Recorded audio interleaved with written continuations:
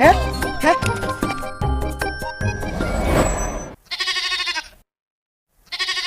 হায় হায়, কি করলো এটা?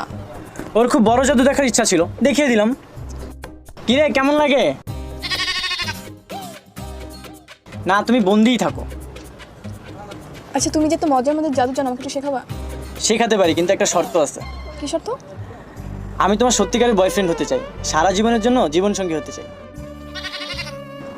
আমি রাজি। হায় আল্লাহ, কিন্তু তুমি সব শুনে ফেললো, এখন তো বাসে গিয়ে সব বলে দিবে। তাহলে ওকে আর মানুষ বানাবো না, ও ছাগলই থাক। না প্লিজ, ওকে সবাই খুঁজবে, পরে আমি বাসে গিয়ে কি বলবো বলো?